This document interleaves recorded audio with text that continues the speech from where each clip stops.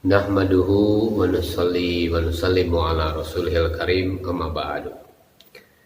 Saudara-saudara sekalian, pada saat para penguasa politik dari lurah hingga bupati sudah tidak berpihak kepada kepentingan rakyat lagi, mereka berpihak pada kepentingan Tokeh dan pemerintah kolonial Belanda. Rakyat yang tertindas dari kalangan petani muslim berpihak kepada gerakan tarekat. Sehubungan dengan ini, Haji Thohir pada 1423 Hijriah atau 2003 Masehi dalam gerakan politik kaum tarekat menuturkan pada 1888 Masehi di Cilegon terjadi perlawanan bersenjata dari kalangan penganut tarekat Qadiriyah Naqsabandiyah yang dipimpin oleh Haji Masjid. Selanjutnya, Haji Thohir menjelaskan, adapun tarekat Qadiriyah Naqsabandi sebagai perpaduan ajaran tasawuf Qadiriyah dan Naqsabandiyah yang didirikan di Makkah. Haji Thohir menjelaskan lebih lanjut, tarekat Qadiriyah dipimpin oleh Syekh Ahmad Khatib As-Sambasi, sedangkan Naqsabandiyah dipimpin oleh Syekh Sulaiman Effendi. Kemudian oleh Syekh Ahmad Khatib As-Sambasi, Kalimantan Barat, kedua ajaran tarekat tersebut dipadukan menjadi tarekat Qadiriyah Naqsabandiyah. Syekh Ahmad Khatib As-Sambasi pada awalnya belajar dari guru utamanya, yaitu Syekh Daud bin Abdullah Patani dan Syekh Syamsuddin. Pada 1266 sampai 1272 Hijriah atau 1850 sampai 1856 Masehi, Syekh Ahmad Khatib As-Sambasi oleh guru mursyidnya dilantik sebagai Syekh Mursyid Kamil Al-Mukamil. Atas prakarsanya terjadi penyatuan kedua ajaran tarekat menjadi satu ajaran tarekat yang disebut tarekat Qadiriyah Naqsabandi. Mengapa ajaran tarekat dipilihnya sebagai jawaban tantangan zaman abad ke-19 Masehi? Saudara-saudara sekalian, memasuki abad ke-19 Masehi menurut Rafiq Zakaria pada 1989 dalam The Struggle Within Islam, The Conflict Between Religion and Politics, dunia Islam dihadapkan pada tantangan imperialis Barat yang semakin keras. Dengan senjatanya berusaha untuk melumpuhkan kekuatan Islam dengan menggunakan bantuan kekuatan Islam lainnya di Asia Afrika. Imperialisme Barat, baik Protestan atau Katolik, yaitu Inggris, Italia, Jerman, dan Prancis, berebut menguasai Afrika Utara dan Mesir yang ditinggalkan oleh Kesultanan Turki. Maka dilancarkanlah oleh penjajah Barat politik divide et impera, divide and rule, pecah belah, untuk dikuasai, menjadikan umat Islam terbelah wawasan Islamnya.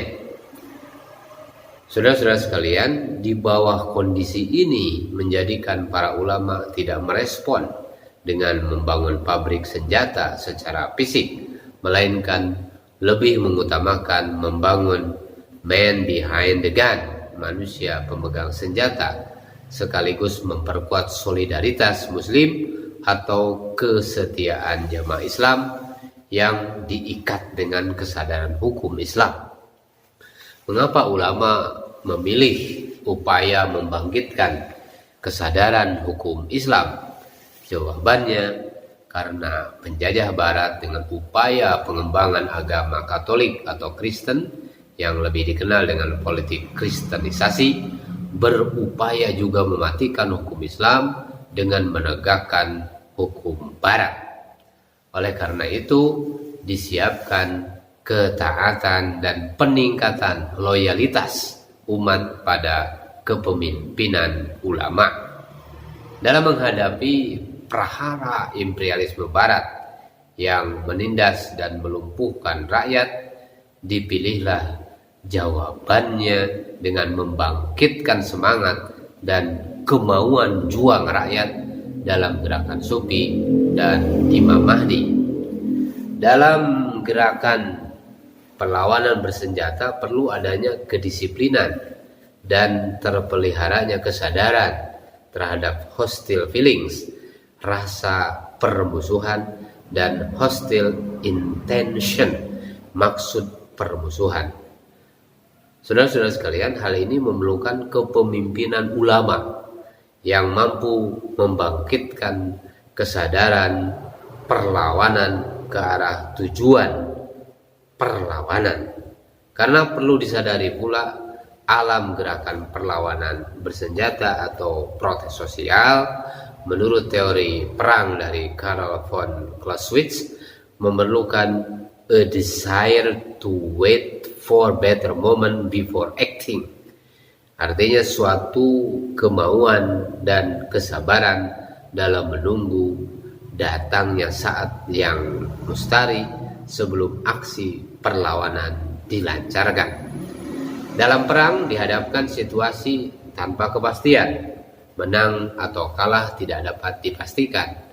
Karena dalam perang berlaku hukum kemungkinan, laws of probability. Muncullah gerakan Imam Mahdi di Libya dipimpin Muhammad Ali As-Sanusi pada tahun 1202 sampai 1276 Hijriah atau bertepatan dengan 1787 sampai 1859 Masehi, membangkitkan semangat kemerdekaan untuk membebaskan negerinya dari penjajahan barat. Sepintas gerakan Sufi sebagai gerakan non-politik, namun realitasnya saat para pemegang kekuasaan politik Islam sudah tiada daya, maka muncullah ulama Sufi mengambil alih kepemimpinan perlawanan bersenjata. Ulama dalam menjawab tantangan imperialis Barat yang mendasarkan gerakan imperialistisnya dari ajaran Katolik atau Protestan dengan jawaban gerakan religius politik Islam. Di Sudan, bangkit gerakan Imam Mahdi dipimpin oleh Muhammad Ahmad pada 1255 sampai 1261 Hijriah atau bertepatan dengan tahun 1840 sampai 1845 atau bertepatan dengan tahun 1840 sampai 1845 Masehi, yang membangkitkan kembali kesadaran kekuasaan politik Islam. Digempurnya militer imperialis Protestan Anglikan Inggris dalam pertempuran di ibu kota Khartoum, Jenderal Gordon dapat ditewaskan pada 1885 Masehi. Dengan mengarahkan kekuatan rakyat people power yang Islami dilawan imperialis Barat Kristen bersama mesin perangnya, terulanglah kembali peristiwa sejarah perang Sabil melawan perang Salib. Saudara-saudara sekalian, sebenarnya kerajaan Protestan Anglikan Inggris mencoba memperkaya pertahanannya setelah berhasil menguasai terusan Suez pada tahun 1870 Masehi yang diambil alih dari Prancis. Tidak hanya menguasai Mesir, namun juga meluas ingin menguasai Sudan karena berdekatan dengan Libya, wilayah jajahan Italia. Begitu juga dengan Aljazair yang masih dikuasai oleh Prancis. Dari peristiwa sejarah ini terbaca bahwa Islam sebagai lambang kemerdekaan politik, ekonomi, sosial, dan beragama, sebaliknya Katolik dan Kristen Protestan sebagai perwujudan penindasan dan penjajahan yang tidak mengenal makna hakikat kemanusiaan dan keadilan. Kehadiran imperialisme Barat dengan kedua agamanya menciptakan kondisi kehidupan bangsa-bangsa Asia Afrika kehilangan kemerdekaan kehidupan. Lebih celaka lagi, bangsa India musnah dan negaranya pun hilang karena dimusnahkan oleh mission sacre, misi suci. Negaranya dirampas dan dijadikan negara baru bagi bangsa Barat serta dikembangkan kedua agama yang dibawanya, Katolik dan Protestan. Betapa liciknya dalam menuliskan sejarah Barat. Dituliskan bahwa Barat sebagai pembangkit modernisasi, Barat pelopor kemerdekaan atau freedom, Barat sebagai pembangkit demokrasi.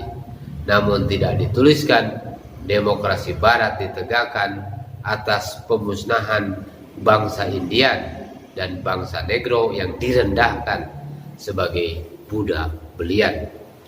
Saudara-saudara sekalian, sebenarnya tidak pernah terjadi dalam sejarah bangsa Asia atau Afrika yang mampu membangun imperium besar dengan memusnahkan bangsa yang didatanginya, kecuali kehadiran penjajah Barat ke Asia Afrika atau ke benua Amerika.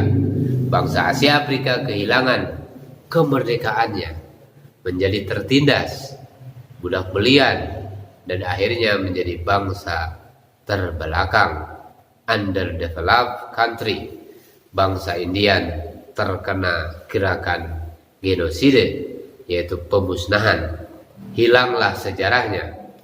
Imperialisme Katolik Spanyol dan Portugis dengan gerakan Mission Sacre memelopori gerakan genosida, yaitu pemusnahan bangsa yang dijajahnya pada tahun 16 Masehi.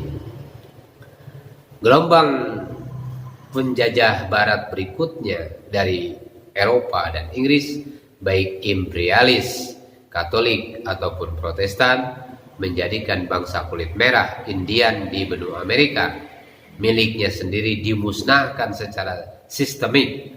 Penduduknya digantikan dengan European and British stock, kulit putih dari Eropa dan Inggris. Menyusul didatangkan kulit hitam dari benua Afrika. Bangsa Negro diburu untuk dijadikan budak belian di negara imperialis Amerika. Sampai dengan abad ke-19 Masehi, sejarah mencatat buruh kulit putih atau kaum proletar hidup sengsara walaupun di bawah kerajaan-kerajaan imperialis Eropa. Dengan demikian dapat dipahami bila di Amerika pengaruh revolusi industri, penjajah Barat mendatangkan malapetaka tidak hanya pada penduduk aslinya, bangsa kulit merah Indian, bangsa kulit hitam Negro terkena pula bencana. Mereka direndahkan derajatnya sebagai budak belian. Sebenarnya menjadi sangat aneh bila di Eropa buruh kulit putih, baik anak-anak dan wanita, sebagai buruh yang tertindas oleh kaum kapitalis borjuis sesama kulit putih. Oleh karena itu tidaklah heran bila umat Islam Indonesia tersiksa hidupnya di bawah penjajah kerajaan Protestan Belanda dan pemerintahan kolonial Belanda. Terutama petani Muslim di Pulau Jawa menjadi tertindas hidup dan kehidupannya pada masa pelaksanaan sistem tanam paksa, yaitu pada tahun 1245 sampai 1337 Hijriah, atau bertepatan dengan tahun 1830 sampai 1919 Masehi. Di tengah penindasan yang parah, tidak ada para pemegang kekuasaan eksekutif pribumi dari lurah hingga bupati yang disebut sebagai pangreh praja saat itu berani melawan penjajah Barat. Bahkan sebaliknya bersama Toke yang telah meminjami dana ilegal, uang suap yang digunakan untuk mengukuhkan kedudukannya, kerjasama menindas para petani Muslim. Mereka semua menjadi penghambat keberhasilan gerakan perlawanan terhadap penjajah Barat. Dampak penindasan terhadap petani Muslim dapat dipastikan membangkitkan gerakan protes sosial atau perlawanan bersenjata. Mereka dari lurah hingga bupati dan toke, residen, controller menjadi target sasaran kemarahan para petani Muslim yang tertindas. Siapa yang memimpinnya? Di tengah penindasan yang sangat menyengsarakan petani Muslim, bangkitlah ulama memimpin gerakan protes sosial atau perlawanan bersenjata.